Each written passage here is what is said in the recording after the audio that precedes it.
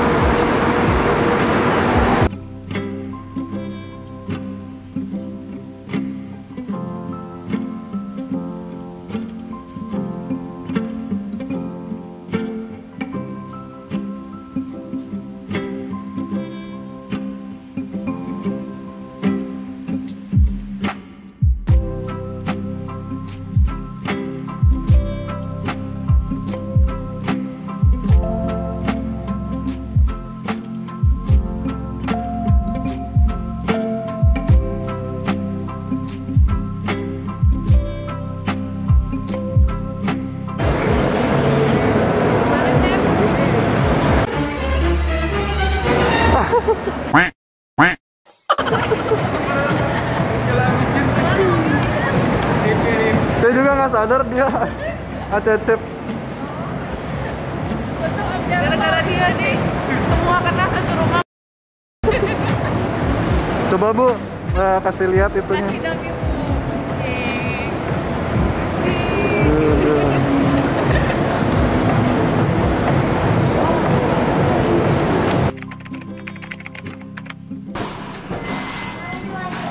Pak. Tutup mata dulu, ada surprise di atas.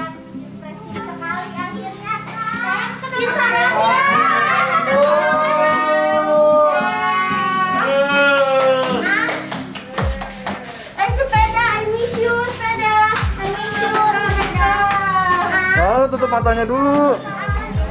Tutup matanya dulu. Tutup matanya, Teteh. Dituntun dong, dituntun. Apaan ini? Tar dulu, Teteh, jangan kesini dulu. Tapi ada yang ditutup matanya, tapi doang. Ada Mami gimana sih? Tutup matanya. Nggak dulu. Papi aja yang Nggak boleh. Ada apa ini? Nggak boleh. ada apa?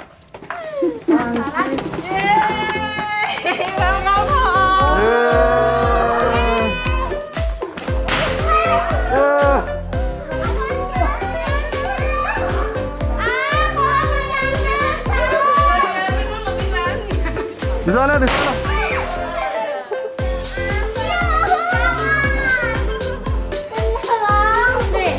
Akhirnya pulang juga. Ya Allah, Masya Allah. Kalian bisa berkumpul kembali.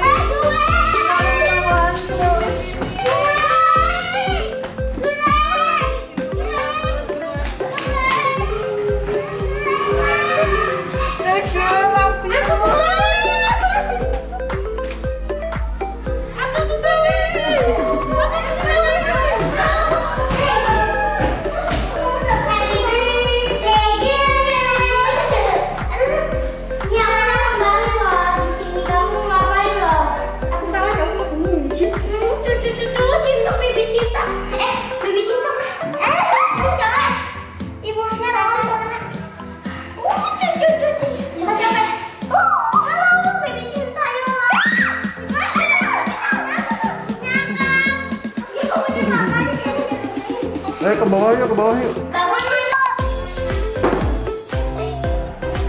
Lu langsung beli mainan. Emang. Siapa lagi itu? Wah, udah datang. Yeay. Apa aja itu? Di unboxing dong. Mana mainan teteh? Cerita. Kok ada apa? Wow. Dan kamu punya mainan kayak gini nggak? Enggak. Ya lucu. Ya kan ada sama beli tadi. Boleh. Ya untuk kita berdua.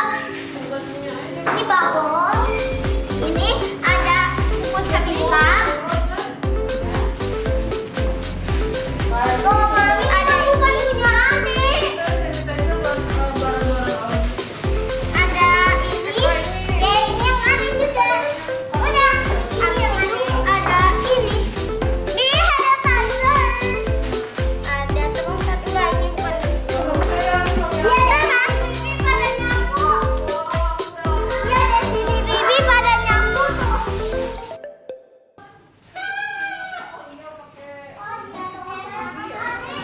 Aku nggak bisa mengungkapkan kata-kata pokoknya. Oh, itu sih kamu. Satu kata.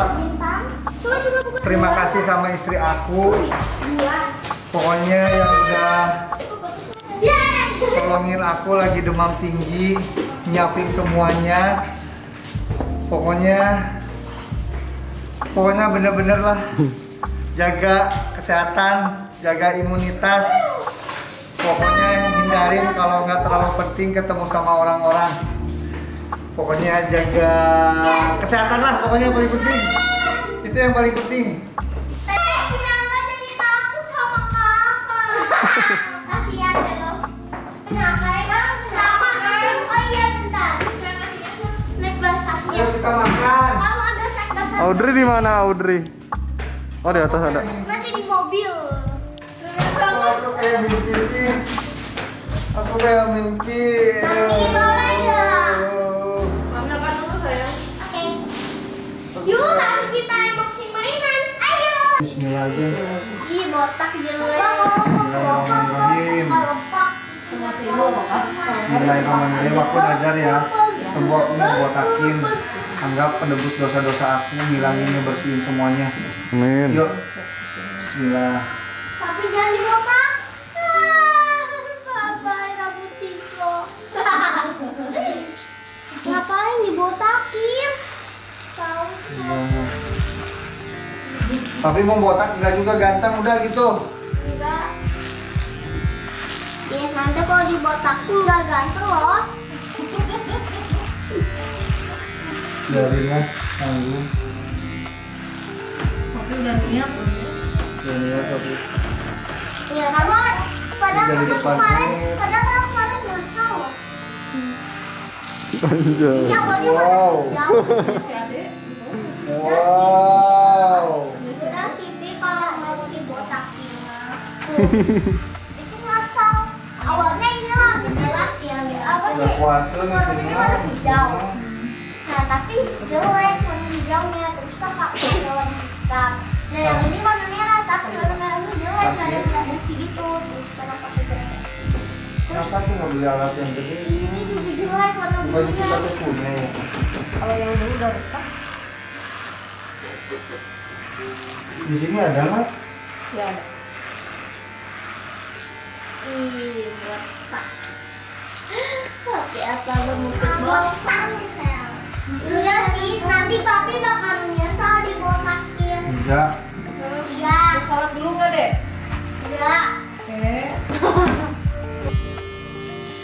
Kamu belum selesai botaknya? Udah, Nah, dapat dulu. Ih, Kalau sama Allah tuh semua. kayak si Audrey. Nah. Oke. Sama apa? Nah, wah, Mantap. ih, mau aman. Adem. Papi mau aman. dingin banget nih, dingin banget. Nebus segala dosa-dosa pokoknya. Dibersihkan lagi semuanya pakai kepala ini. Pokoknya mantap guys. Alhamdulillah, puji syukur sama Allah Subhanahu wa taala, kita dikasih kesehatan, dikasih sehat kembali, bisa kumpul sama anak-anak, bisa kumpul di rumah tercinta ini. Ya alhamdulillah lah, puji syukur. Karena bulan Juli itu kita lewatin itu sangat berat ya cobaannya. Tapi ya alhamdulillah kita bisa lewatin gitu. Itu sebagai pengingat kita kepada Sang Holi, Sang Pencipta, pengingat kita sebagai manusia biasa, penggugur dosa, pokoknya semuanya mudah-mudahan kembali ke awal lagi. Jadi pertama, saya harus pisah dengan istri sama anak yang baru lahir yang saya cintain, si bungsu. Itu harus pisah 14 hari. Istri di hotel sama si bungsu, saya sama anak-anak di rumah, dan saya yang urus sendiri semuanya. Itu selama 14 hari, sampai saya pun ikut drop selama 14 hari itu. Jadi itu masa-masa tersulit yang saya lewatin. Nggak mikir gitu, maksudnya bakal kejadiannya seperti ini gitu ya.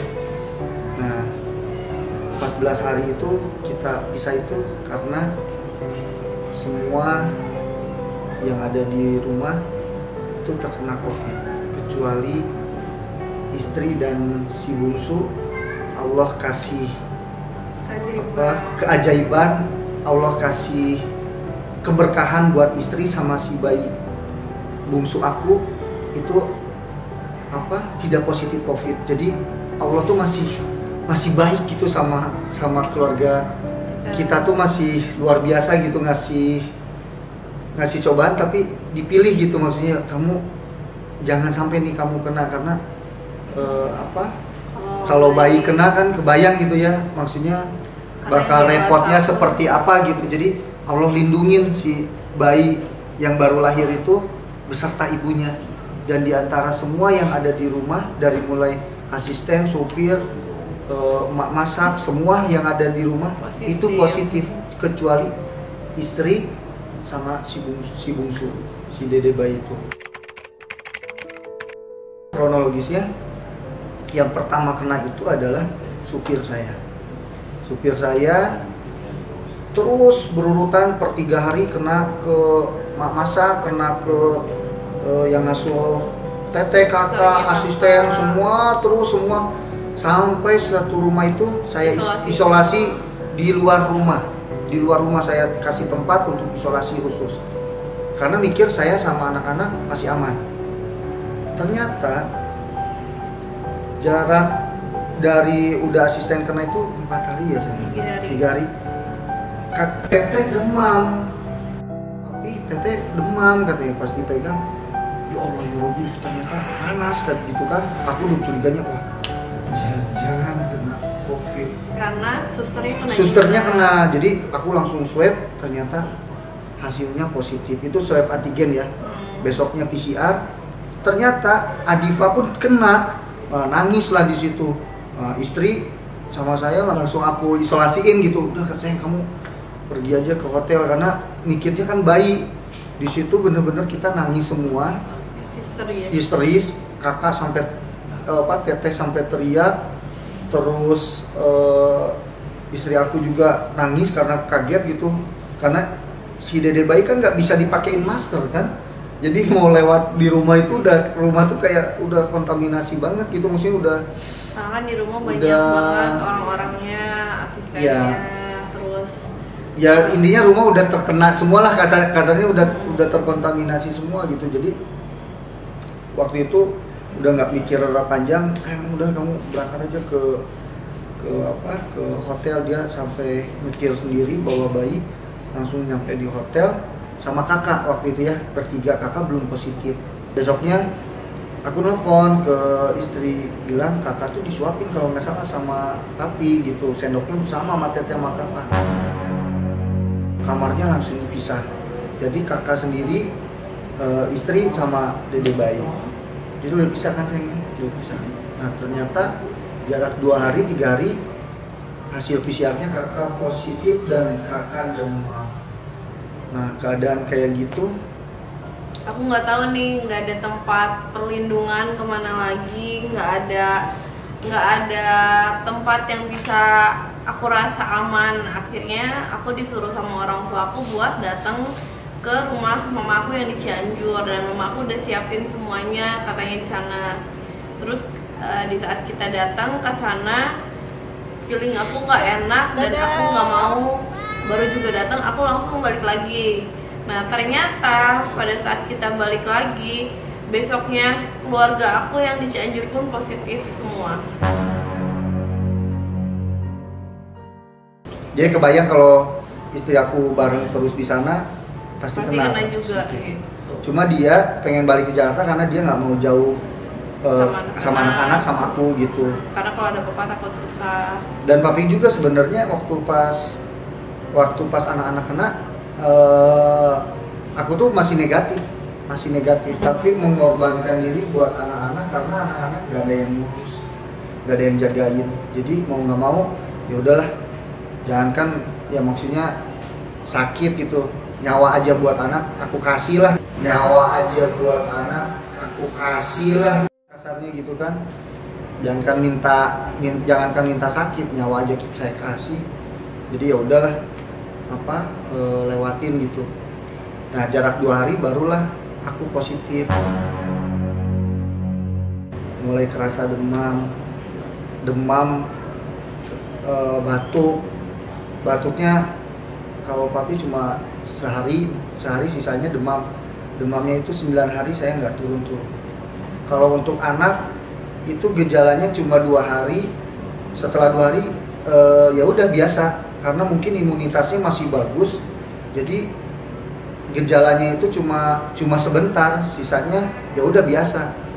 Nah yang lumayan agak berat itu ada di saya gitu, sampai 9 hari saya demam nggak turun-turun, pokoknya mengerikan lah, pokoknya jangan sampai terulang kena COVID. Dan itu jadi keadaan saat itu adalah keadaan yang paling nggak kebayang, keadaan yang paling nakutin.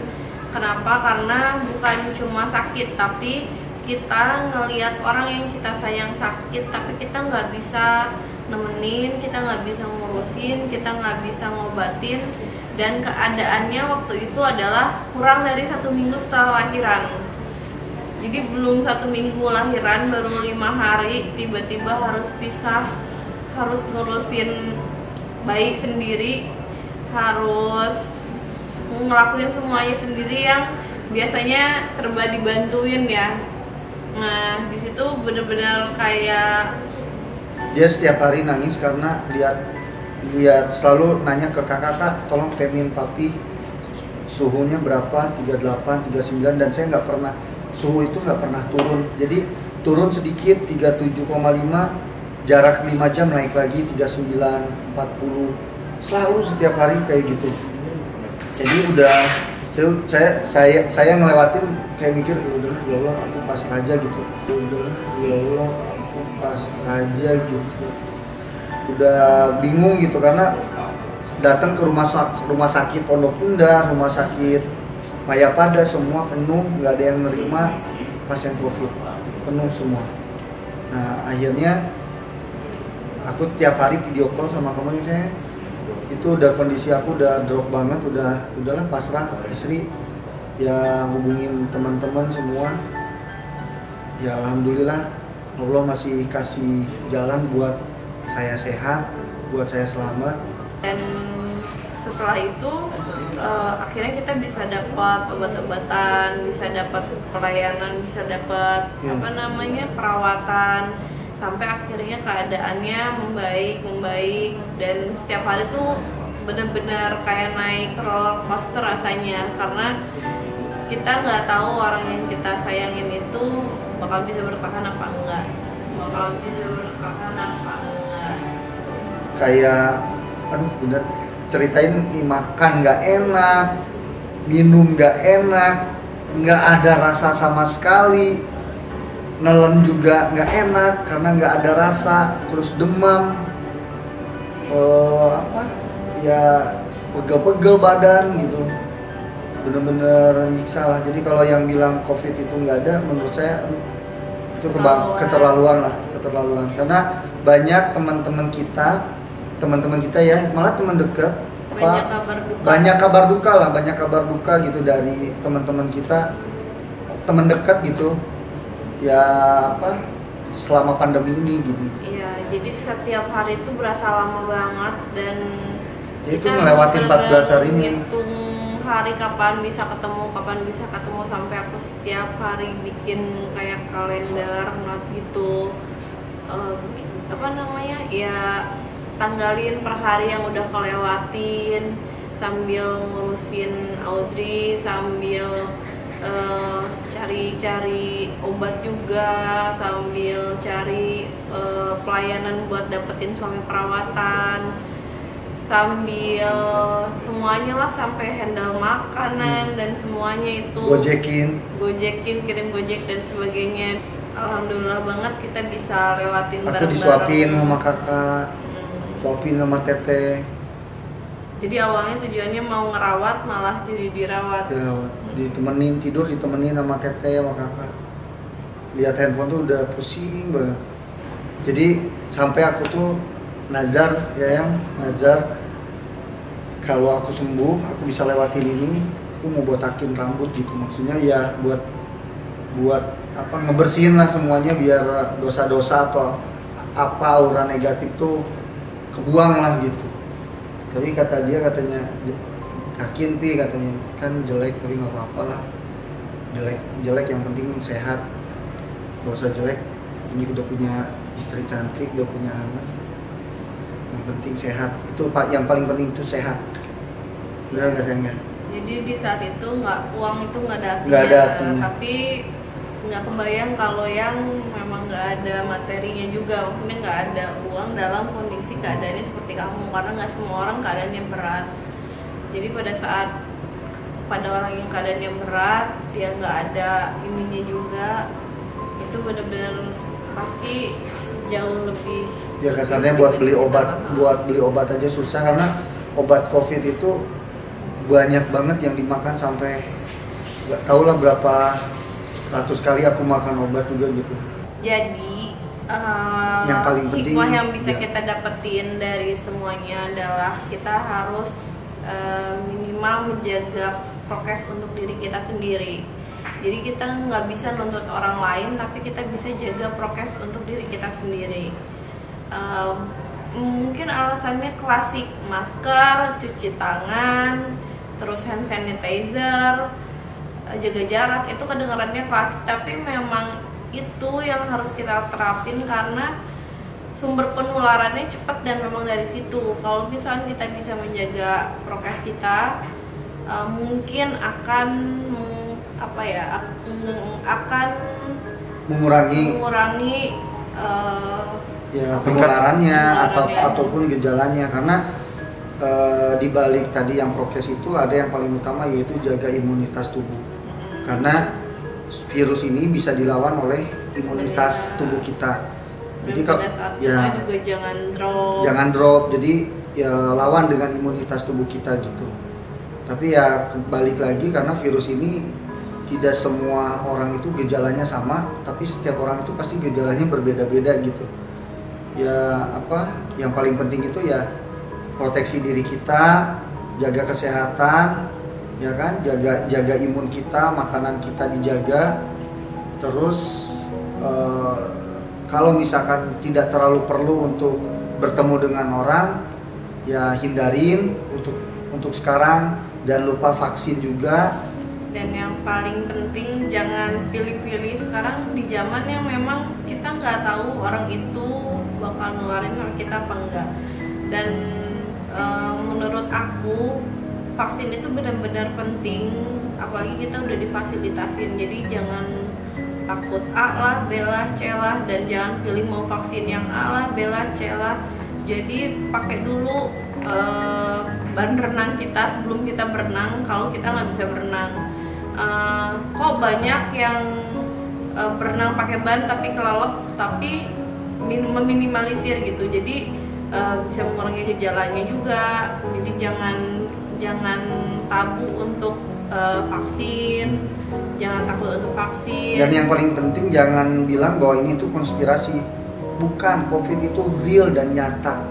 Real dan nyata. Keterlaluan sih bilang itu. Jadi kayak misalkan lah contoh swab antigen itu orang flu aja positif. Enggak, istri aku kena flu, begitu di PCR kan di Pondok Indah hasilnya negatif. Padahal itu batuk pilek ya, batuk pilek. Dan saya udah parno duluan karena dia lagi hamil. Udah kamu PCR, pas di PCR negatif. Tapi kalau misalkan positif ya positif. Gitu. Jadi hasil PCR itu tidak akan membohongi penyakitnya gitu. Dan spesifiknya gitu, jenisnya tidak mungkin bisa dibohongi. Jadi intinya dari berbagi cerita ini, intinya pokoknya jaga kesehatan, jaga imunitas kita, jangan pikir imunitas itu tidak berpengaruh. Imunitas itu paling berpengaruh untuk melawan virus. Kedua, proteksi diri kita mulai dari cuci tangan, pakai hand sanitizer, pakai masker, keluar masuk rumah kalau sudah dari luar, kalau bisa ganti baju, pakai yang lebih bersih karena kita berinteraksi sama anak-anak kita, sama keluarga kita. Jadi baju yang sudah dari luar disimpan di luar, kalau enggak langsung cuci. Jadi datang ke rumah itu harus keadaan bersih. Itu sih tipsnya yang paling penting. Tapi ya kita tidak bisa menghindari COVID ini, setidaknya dengan melakukan proteksi diri dan prokes, gejala ataupun simptom yang masuk ke dalam tubuh kita nggak akan terlalu berat. Itu sih. Itu menjadi pelebur dosa lah buat keluarga kita, pengingat kepada Sang Kholik, Sang Pencipta. Udah gitu. Karena insya Allah memberikan cobaan itu sesuai dengan kemampuan kita dan bisa kita lewatin, memulai dari nol untuk jauh lebih baik. Percaya, Allah kasih cobaan itu pasti bakal ngasih sesuatu yang hasilnya bakal jauh lebih baik buat keluarga kita. Yang paling penting adalah jaga imunitas, jaga kesehatan, prokesnya, dan kalau ada yang kena tuh ya saling support karena pasti akan psikis mempengaruhi fisik. Jadi ya saling support fisik kuncinya. Pokoknya jangan bilang bahwa COVID ini konspirasi, tapi COVID itu nyata.